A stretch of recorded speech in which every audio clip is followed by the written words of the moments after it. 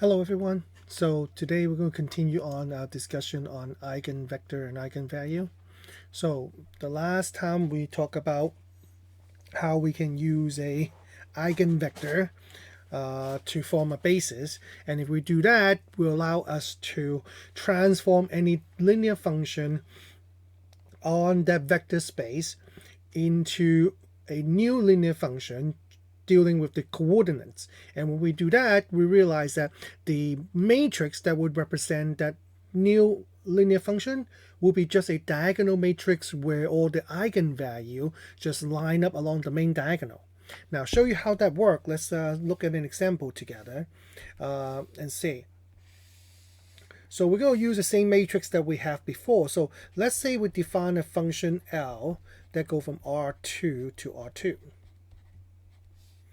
And let's say L of xy is given by 1, 4, 1, 1 times xy. Now we call that L has two eigenvectors. And the two eigenvectors are 1, 2. Maybe I would label them so that way it's easier to refer to them. I'm going to label this vector u1, which is 1, 2, and vector u2, which is 1, negative 2. Notice that these two eigenvectors are linearly independent. And we have 2. So therefore, I could use these two vectors now as the basis for the domain and the range of the function L. Remember, whenever we have our eigenvector, we should also have our eigenvalue. So let's go and state the two eigenvalue. Lambda 1, which is 3, and lambda 2, which is negative 1. Now, imagine the following. So imagine now, basically what happened is that I can actually define, because we have two eigenvectors, they are linear independent. So therefore, based on the theorem that we learned in 3.5, if we have two linear independent elements within a dimension 2 vector space, then these two elements must form a basis. So therefore imply that I could define any vector xy, to equal to some constant u multiplied by 1, 2, plus some other constant multiplied by 1, negative 2, implying that the vector uv is the coordinate vector for xy with the basis u1, u2. So now the question is, can I now define a matrix function that do basically the same thing that L does, but work on the coordinate vector instead? So therefore, in this case, notice what happened is the following. Our original function, L of xy, is equal to 1, 4, 1, 1 times xy. But now I can now define the same function L, but instead work on the coordinate vector, and based on what we know, the function is simply just going to be 3, 0, 0, negative 1 times uv. Why is that just 3, 0, 0, negative 1? Because just the main diagonal become the two eigenvalue. Whenever we use the eigenvector f basis, that's what the matrix is going to refer into, transform into. Very straightforward. Now, but of course, can we actually see how this works? Well, I'll show you. Let's say we have a vector x, which is equal to xy, which is equal to 3, 2. I can find the corresponding coordinate matrix by saying the following. Let's say 3, 2 is equal to u times 1, 2 plus v times 1, negative 2. And if you do it correctly, uv would equal to. So, I'm hoping you don't need me to solve this system for you, so I'm going to give you a few minutes to do that. You should pause the video and just go and do that. And then once you did that, you should be able to come up with the answer. So in this case, the answer is 2, 1. If you take 2 times 1, 2, and then add v times 1 times 1 negative 1, you have 2 times 1 plus 1, which is 3, and then 2 times 2 is 4, 4 minus 2 is 2. So pretty straightforward. So therefore imply that vector x, in this case, is equal to 2 times vector u1 plus vector u2. So that's my linear combination.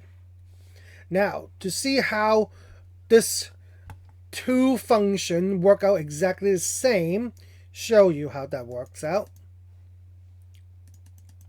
If I simply use the position vector, I can simply do L of 3, 2. That will equal to 1, 1, 4, 1 times 3, 2. So therefore, simple math, it will be 1 times 3 plus 2 times 1, which is 5. 3 times 4 is 12. 12 times 1 times 2 is 2. So that was 14. Simple. Now, notice that this is happened with the basis E1, E2, which is basically what the standard, what a position vector would be. If it's in the standard basis, it will become the coordinate vector.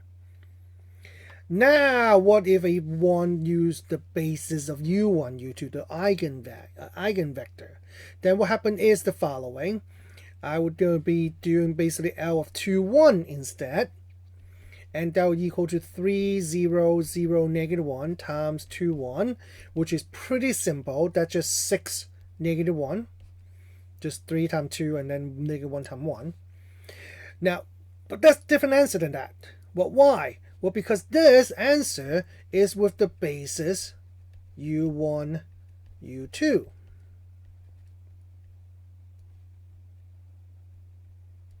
Okay? Yeah. Actually, let me just rewrite. U1, U2. So therefore, to find the actual answer, vector x, what I need to do is the following. Is to basically say that in this case, L of vector x would equal to 6 times 1, 2, plus negative 1 times 1, negative 2. So that will be 6 times 1, which is 6, plus negative 1 times 1, which is 5. 6 times 2 is 12. 12 plus negative 1 times negative 2 is 14. There you go. Same answers.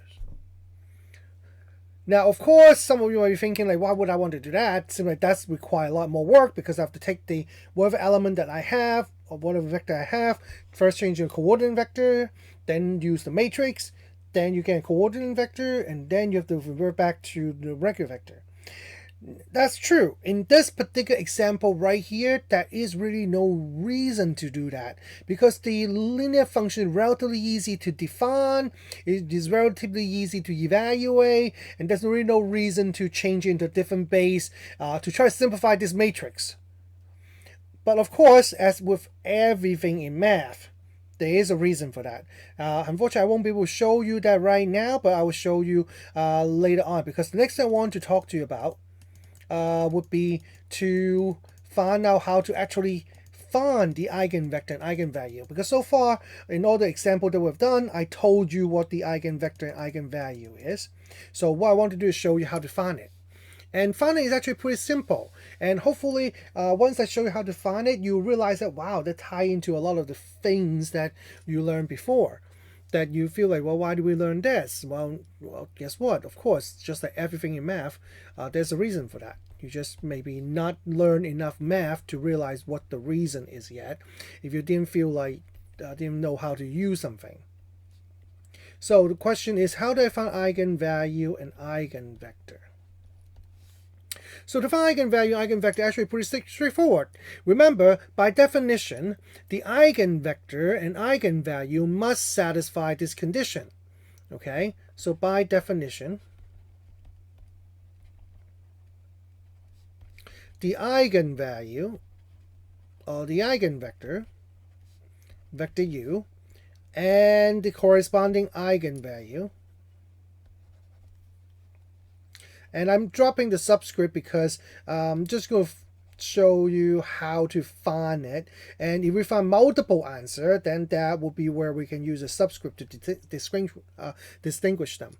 So an eigenvalue lambda, by definition, must satisfy this equation.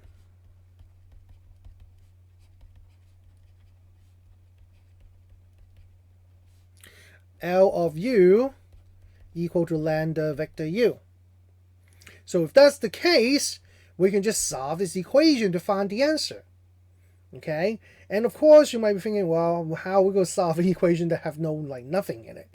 We don't know what L is, we don't know what vector u is, we don't know what lambda is. How are we going to solve this? Well, show you. This equation can be rewritten into this one: L of vector u minus lambda vector u equal to 0 vector. So this equation actually has a name, or rather the equation that you eventually morph into. So show you. So example, suppose I have this function right here. Let's say we have L, which maps from R2 to R2. And let's say L of xy is equal to 1141 xy. So it's the same exact matrix that we have been using. As a matter of fact, we already know the eigenvalue and eigenvector already. So now we're going to just try to verify that by go through the process of finding it. So now let's say I'm going to try to solve for its eigenvalue and eigenvector.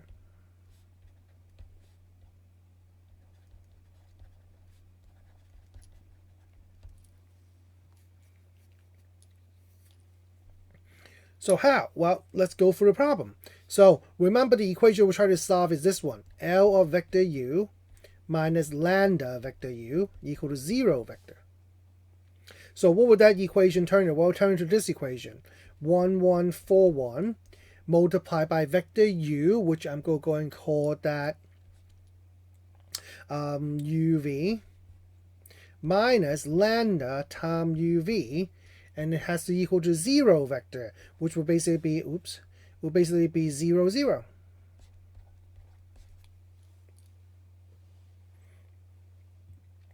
All right. Now here's something very interesting. What's interesting is the following. If I look at this right here, you should realize that what we have would be a system of two equations. The top equation, the bottom equation. Like in this case, I can multiply this out. Well, actually, maybe I just take this step and show you. So this would equal to u plus v minus lambda u. And the bottom one would be 4u plus v minus lambda v. And that's equal to 0, 0.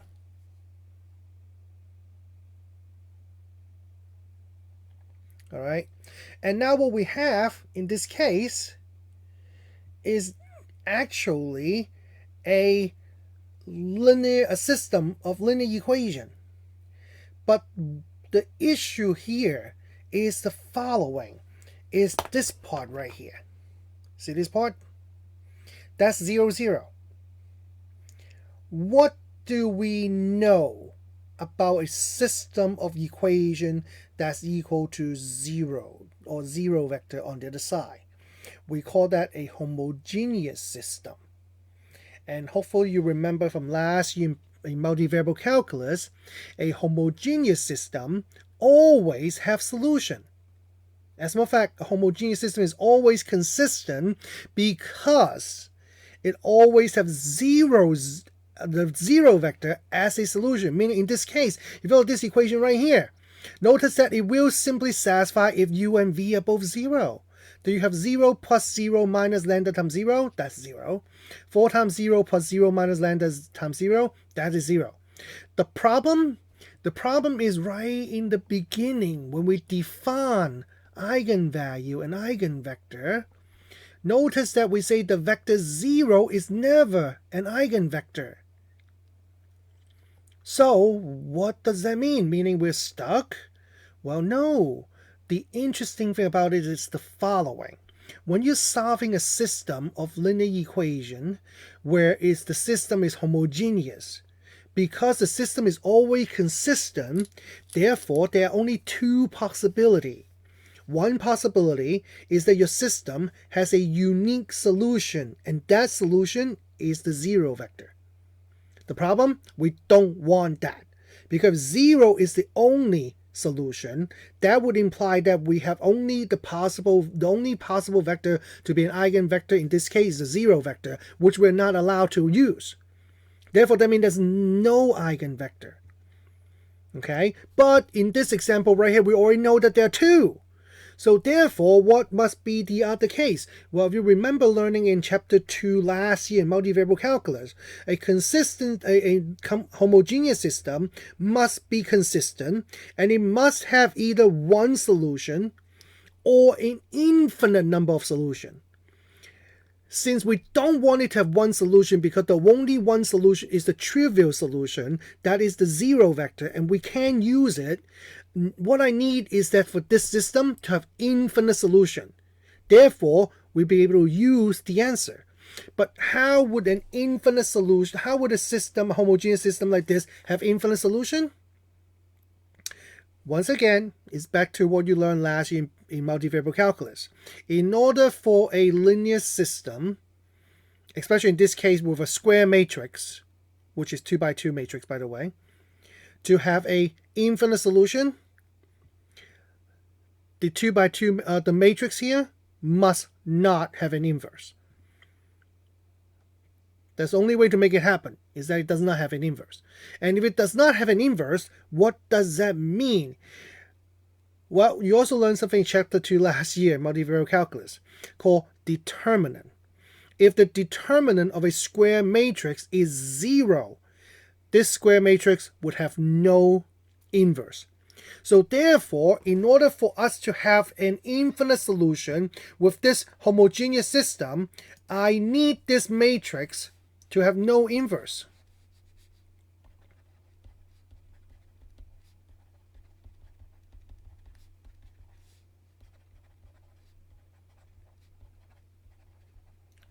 Why? If this matrix has an inverse, this homogeneous system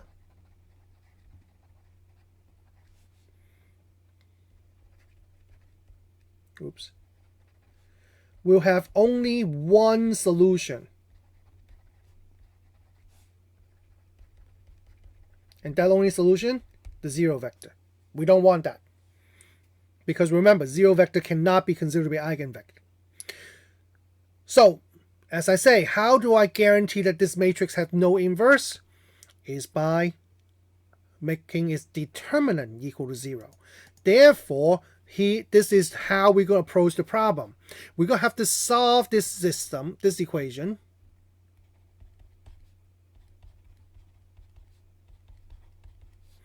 But we need this system, we need this equation to have infinite solution.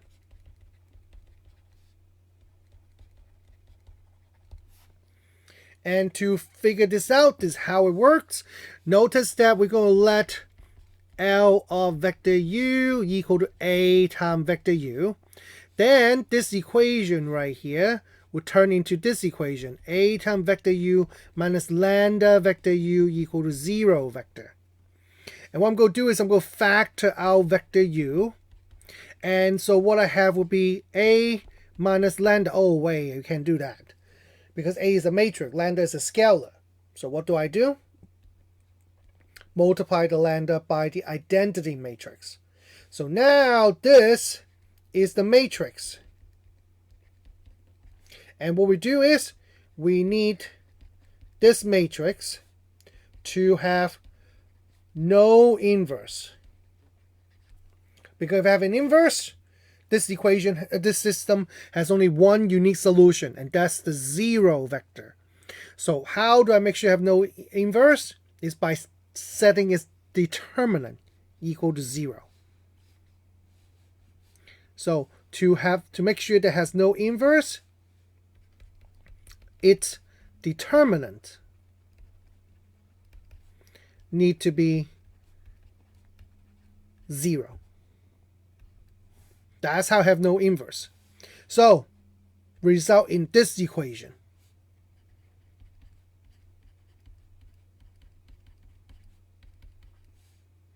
This equation has a name. This is referred to as the characteristic equation. That is what you use to find lambda. Now, show you how that works with our equation. In our equation, our FL of vector x is equal to A vector x, which is equal to 1141 times vector x. So therefore, our characteristic equation would be the determinant of 1141 minus lambda times I, which is 10101. And we need this to equal to 0. So therefore, if I combine these two matrices together, it actually becomes 1 minus lambda, 1, 4, 1 minus lambda. The determinant equal to 0. And now I can basically do my determinant. So I'm going to multiply these together, 1 minus lambda, times 1 minus lambda, minus 4 times 1, which is 4, equal to 0. If I multiply these two things correctly, that's lambda squared minus 2 lambda plus 1 minus 4 equal to 0. And notice this comes down to be lambda squared minus 2 lambda minus 3 equal to 0. This equation now gives me a solution for lambda. And notice that this equation is quadratic. Therefore, must have 2 roots. And guess how many eigenvalue we have for this particular linear function? 2. This equation right here also referred to as a characteristic equation because it's the end result of this equation. So some you may see that some textbook also refer to this one as characteristic equation. And as a matter of fact, we will see something similar to this later on. That's called characteristic equation also. I know, it's very confusing because all these names get reused. So it shouldn't be too hard for you to figure out that this equation has 2 answers. What are the 2 answers? Lambda 1 is equal to -1, or lambda 2, which is equal to 3. So now that we find lambda, now we just have to find the corresponding eigenvector, vector u1 and u2. Notice that the first example we did was backward. We have the eigenvector and we want to find lambda. But now we have lambda, we now have to find the eigenvector. So how do you find the eigenvector? Well, simple. We try to solve for it. So now that we know lambda 1 is -1, therefore, now I can go back to my equation right here to try to solve for this equation for vector u. Okay, so now I'm going to go back to use this equation, a vector u minus lambda vector u equal to 0 vector. Okay, and therefore in our case would equal to 1 minus lambda, which is -1, 1, 4, 1 minus lambda, which is -1, times some vector u, I'm going to call it uv, equal to 0, 0. Now here's something very important that I want you to recognize. When you do this process, one thing that's guaranteed to happen is the following. Remember, we want this system to not have a unique solution. Okay? Why? Because the only possible unique solution in this system is the 0, 0. We don't want that. So therefore, when you put in your lambda value, it's guaranteed that you should have infinite solution. Now, how is that possible for this system to have infinite solution? Is when the second equation drop out from the system, or when you realize that both the top and the bottom equation are multiple of each other, which would be happening in this case. So show you. So if I do my math correctly, my matrix with the eigenvalue -1 would become 2, 1, 4, 2 times uv equal to 0, 0. Notice that 2, 1, and 4, 2 are multiple. That is the reason why my system have infinite solution. Because instead of having two equations, it collapsed into one equation because of the eigenvalue. So this basically just turned into this equation. Turn into 2u plus v equal to 0, or 4u plus 2v equal to 0. They are technically the same exact equation because they're multiple of each other. So now all you have to do is find a set of uv that would satisfy this equation, and that becomes your eigenvector. In this case, I can say my vector would be the following. I kind of run out of room here, so I'm going to do it this way. I can just say I have 1, -2. Because I plug in 1 for u, -2 for v, I have 2 times 1 plus -2, which would be 0. Now, of course, you might be thinking, well, could I pick two different numbers and get the same answer? Absolutely. As a matter of fact, your eigenvector in this case is any multiple of 1, -2. Is there a surprise? No, I already told you that right in the beginning. If you don't believe me, it's right here.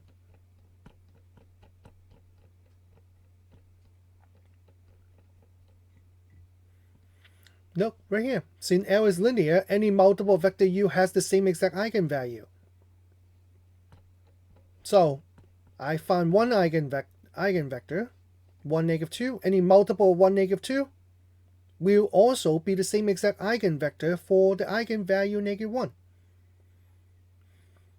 And if you think about how is that possible, imagine the following. This basically describes a line with a direction vector 1, -2. And so any vector on that line will be the same eigenvector for this particular eigenvalue. So in this case, I'm going to just pick the easiest one to do. I'm going to say eigenvalue 1, -1, corresponding eigenvector 1, -2. Is it wrong if you put down 2, -4? No. If you put -1, 2, is that wrong? No. As a matter of fact, you put down anything that's multiple 1, -2, it's not wrong. I just choose to use 1, -2 because it's kind of like the simplest integer form of the eigenvector. Now, let's try with the other eigenvector, the eigenvalue, and see if we can find the same eigenvector that we already know from, I don't know, from the first example when I told you what it is. So what would this come out to be? It will come out to be 1 -3, 1, 4, 1 -3 times uv equal to 0, 0. So that come out to be the system -2, 1, 4, -2 times uv equal to 0, 0. And that would result in these two equations. -2u plus v equal to 0. 4u minus 2v equal to 0. Notice they're also multiple of each other. They're -2 multiple of each other. So what's the solution to this these two equations? Well, remember, it's basically one equation here. And the easiest number that will make it work would be 1, 2. If I plug in 1 for u and 2 for v, I would get 0. And any multiple, of course, for that will also work. Now, some of you might be thinking, what if I can see a pair of numbers that would do that? I would hope that it shouldn't be too hard for you to be able to do that, but if that is an issue, well, show you. let's say you have these two equations, which basically the same equation because the bottom one just get multiplied by the top one just get multiplied by -2 to get the bottom one. So I'm not going to use both of them. I'm just going to take one of them. So I'm going to take the top one right here and see that, oh, my equation is -2u plus v equal to 0. So how do I solve this equation? Well, simple. I'm going to turn it into v equal to positive 2u. And we're going to let u equal to t. Then this basically becomes u equal to t, v equal to 2t. And therefore combine uv must equal to t times 1, 2. There you go. T times 1, 2. T is like any constant. And then the vector is 1, 2. Do realize that when you solve for your vector should be uv, matches uv right here. And so therefore you don't mess up this number and put 2, 1 instead, because things have to be done in order. You call the vector uv, then when you put it in parametric form, you have to call that vector uv, not vu. It doesn't matter which one you choose to be the parameter. So therefore, in this case, for our eigenvalue lambda 2, which is 3, vector u2 is 1, 2. Or any multiple 1, 2. Good. Now what I'm going to ask you to do is the following. Like today's video is already go past 30 minutes already. So what I'm going to do is give you a problem to try out. How about try this one? Let L go from R2 to R2. And let's say L of xy is equal to 2, 7, -1, -6 times xy. Find its eigenvalue. That's actually what you do first. And eigenvector.